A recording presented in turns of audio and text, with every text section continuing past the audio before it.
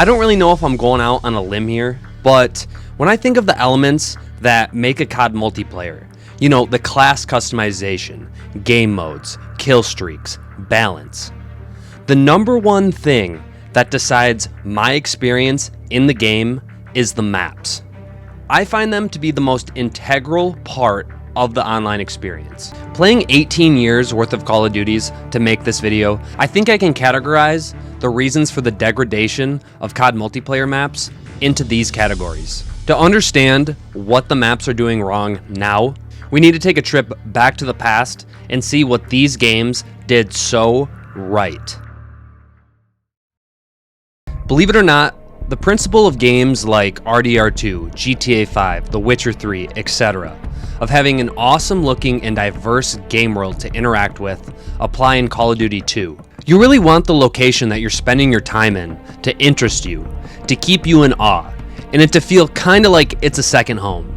Call of Duty maps of the old days always managed to put you into settings like this. They were always applicable to the game's settings. Not water parks, picnic tables, or zombies maps, but they were still interesting to play on and various in their size, style, and themes. Call of Duty 4, you'll be in the streets of a Middle Eastern town, and then a cargo ship out alone in the midst of a pitch black sea, and then fighting near the infamous Chernobyl power plant.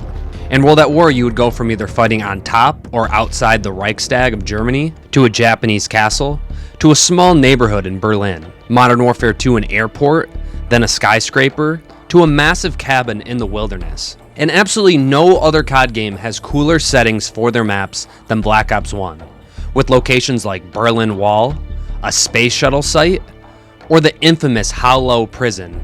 The maps of these four games always manage to be incredibly unique and interesting, yet grounded at the same time, and in many cases applicable to real life, and showing a lot of parallels even if they are purely fictional. You see, humans have a propensity to insert themselves into stories or experiences. I can tell you that from all the psych classes I took in college. Psych! It's just natural.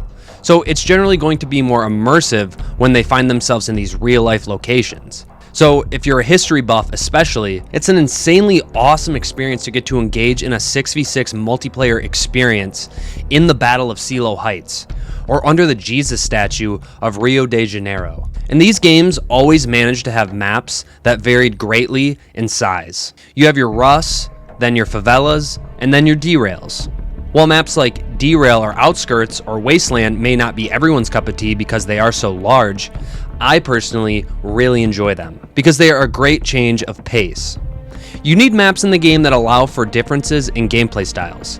Some maps you know it's SMG time, some maps you know it's time for an AR and LMG, and other times you can whip out a sniper rifle. And regardless, there's usually ways to make any weapon have a use within any of these maps. A variety of maps with varieties of engagements equals a vast variety of playstyles and ways to approach the game, which in turn leads to more replayability and complex thought and strategy, which are obviously all good things, adding depth to the experience and keeping players coming back for more because it makes each match feel like it plays out differently than the last. The maps of old didn't really follow any direct pattern of map layout, like later CoDs would.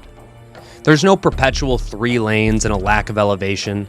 To the contrary, there is so much elevation and fun ways to take routes in these games.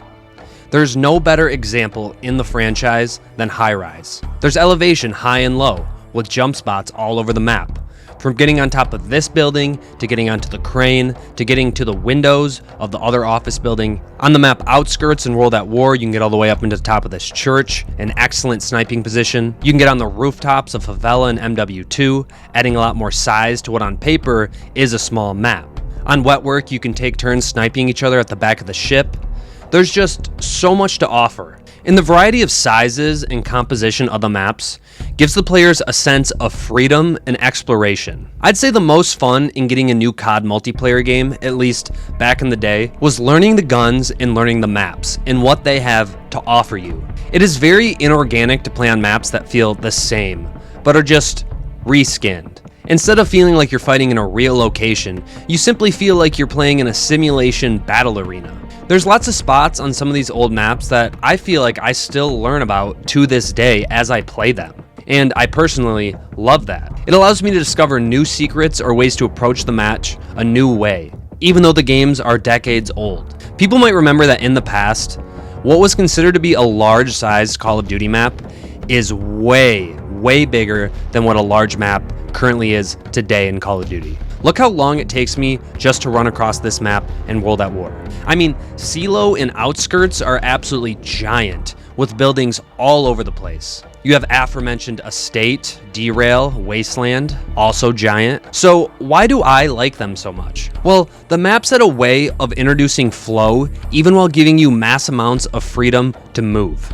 Derail had this main building in the center to fight over, Wasteland the center bunker, Silo the railroad, and Outskirts the church. These maps always had a location, often elevated and present to the player, that you would see and be like, well, I kind of want to go there. And so people would. It was a way of driving the matches without just putting up dumb walls and barriers everywhere. Not only did they add flavor to the maps, but they were very iconic, often giving the player something to remember them by. Elevation is needed to create power positions, the naturally advantageous places that naturally drive the match, because players find value in capturing and defending those locations, often due to gameplay advantages. No map better embodies this than Estate in MW2. It was always everyone's goal to capture the cabin because of its height advantage over other players. And if there's anything Obi-Wan taught us, Over Anakin! I have the high ground! You underestimate my power!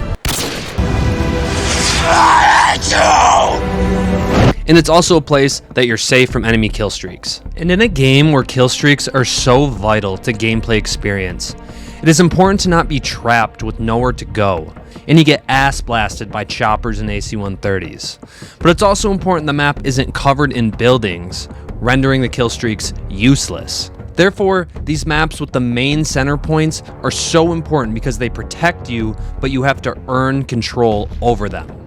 Okay, so that's what I found to be so great about Call of Duty maps during its golden age.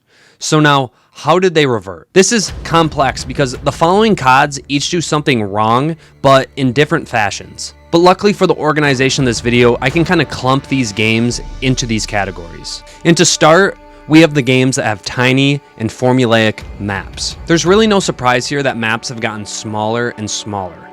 Really starting with Modern Warfare 3, but going full blown with Black Ops 2. Listen guys, I know it's basically a sin to say anything bad about Black Ops 2, and the maps generally are alright because of the standout settings, and the gameplay is quite predictable. But this was really the first time where COD maps started to feel the same, just reskinned over and over. The only actual large map in this game is Turbine. And what makes the map so formulaic? Well, it can really just be dumbed down to the 3-lane design. And obviously the 3-lane design has been seen in past Call of Duties. But even High Rise, which at its core is a 3-lane map, feels much more unique than these Black Ops 2 maps because of all the jump spots, paths, and its spawn building, which makes the map really unique because that's where a lot of the gunfights are actually at. There's just not many maps like this that adhere to the generic 3-lane formula. And in these old CODs, not all the maps were 3 lanes. This formula has really continued on in every single Black Ops game after Black Ops 2. So much that I don't really need to specifically go into detail for those games. If you played Black Ops 2, you know what to expect from the maps from Black Ops 3 through Cold War. And COD World War II can also be categorized in with these. But then you have Black Ops 6, which takes it to an absolute degenerate extreme. Unfortunately for me, it was essential for me to get my hands on this game in order to review the maps. So I got a Game Pass subscription going to play my first new Call of Duty since 2020. And it took me all of a few matches to realize that these maps are all just Nuketown reskinned. So whereas before it was all medium-sized maps over and over, like in Black Ops 2 or Black Ops 3, now it's tiny ass maps over and over and over and over. I die, spawn, die, spawn, die, spawn, die, spawn, die, spawn, die, spawn, die, spawn, die, spawn, die. Half of my deaths in this game, I just see an enemy like literally right off a spawn. It's just action, action, and a little more action. And if every location of the map is pure chaos, it kind of takes away the novelty of it. Whereas in past games it may be slow in areas of the maps, like Derail or Estate, that weren't the main buildings, you knew you were in for a good time once you made it there. You see, it's a contrast in the pacing that keeps the player coming back. It's what makes the chaos feel important and special, because when it's happening at all times in the match, it's just not very unique, and it doesn't feel like there's any special areas within the map. Maps like Rust, Shipment, and Nuketown are beloved not because they're actually good maps, but because they're a sharp contrast to everything else in the game that makes the occasional meat grinder experience super fun. Smaller maps equal a less variety of engagements. The less variety means they get old faster. Older games, it felt like you could pick a new strategy every game, even when you're playing on the same map. Whereas in these games, in Black Ops 6, there's very limited spots, so you essentially know how you'll play the map every single time.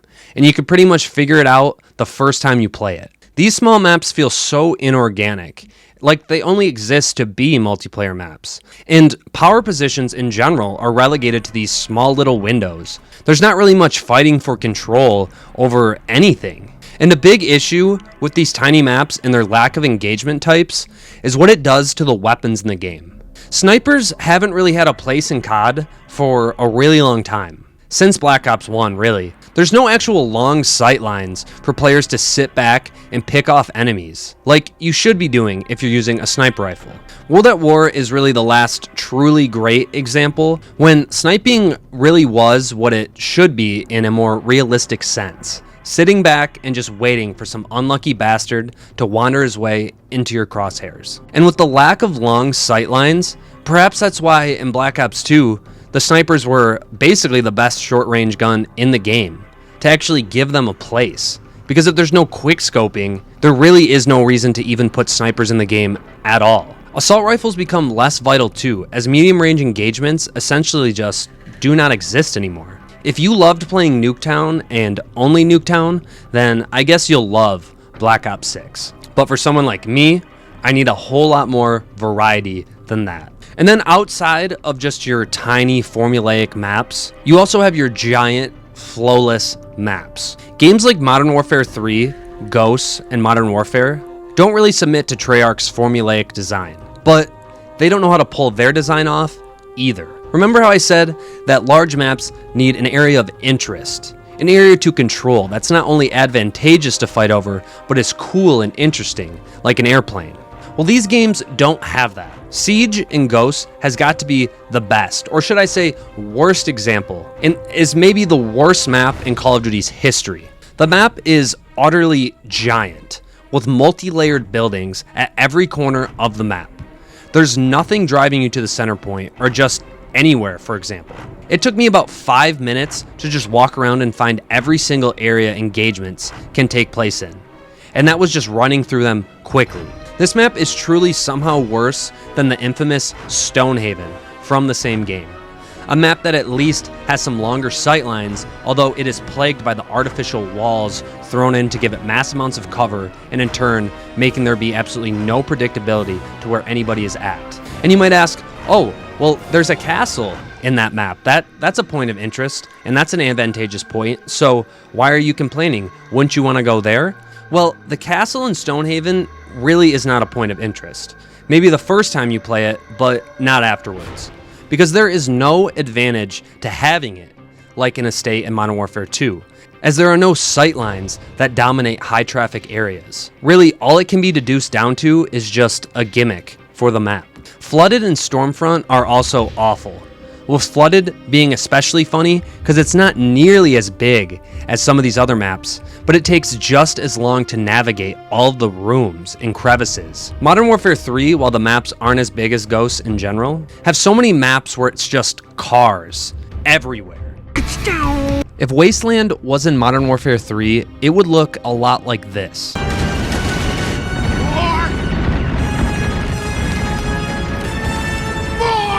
This game really just is a junkyard simulator. Downturn is just the worst example. And probably up to the time period Modern Warfare 3 was released, it was the worst COD map in history. There's absolutely zero flow or predictability where anyone is going to be coming from. Every map, it just feels like you've loaded into sheer chaos. There's just so much crap all over the middle area where most players go in these maps, and it completely jumbles the flow. Whereas in the old games, it was like the buildings were mostly on the outside edges of the maps, and usually being used by snipers or players trying to utilize long-range engagements. But they were also obvious in their location to other players, and had open sightlines, so it was actually driving action, not hindering it. The best maps that are in Modern Warfare 3 are, funny enough, the Black Ops 2 type formulaic maps, like Dome. No matter if it's Treyarch or Infinity Ward, both of these map styles have no verticality anymore. This is about as high as you'll go in any of them. And that's not fun. That's not interesting. In a game like Modern Warfare 2, you'd be able to climb this and use it as a power position.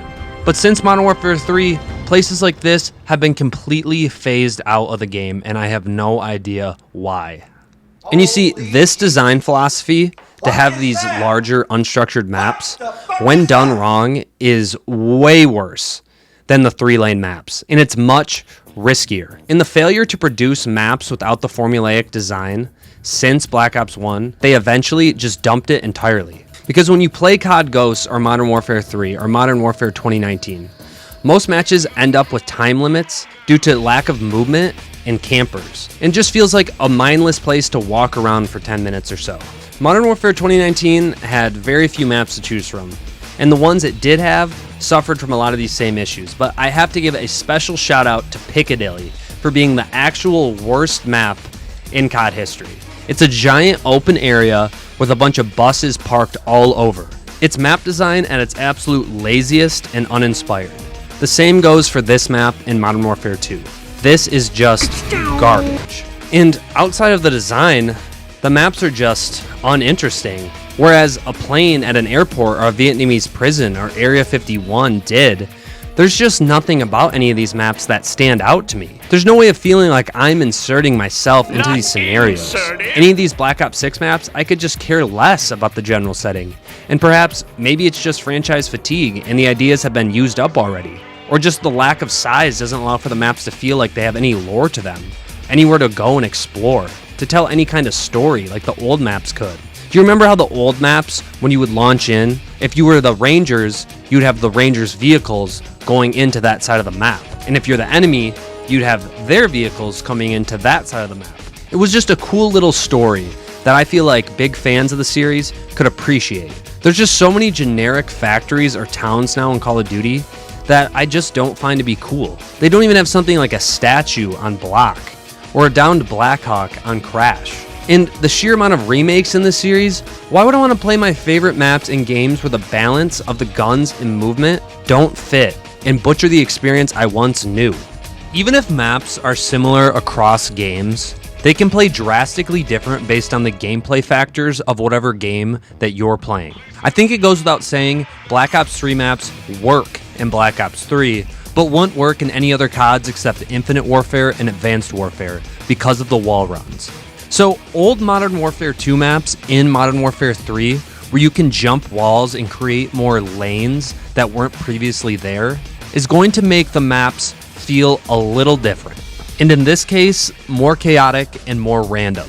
There's a definite synergy between movement and map design. And that's what makes these new tiny maps even worse because of how fast you can move around. Now, if there was any game that could have benefited from this super speedy movement, it's Ghosts. Because then you'd still be checking all the hiding spots, but at least now you'd be kinda efficient at it. Modern Warfare 2019 also had a lot of problems because it's footsteps. So now you have all these maps with all these rooms and spaces everywhere, and doors that also give away your position when entering a room and also hide enemy position, and you add on top of it that they can hear you running the moment you spawned in. And overall, I just don't get why so many of these old maps get filtered into the games over and over and over.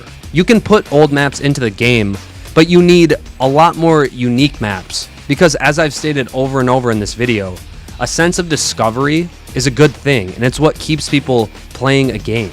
I just don't get how it became so hard to make varieties of map sizes, with various engagements, with points of interest that make the maps flow so well. I guess it'll always be a secret formula that sits back in the past, perhaps to never to be discovered again.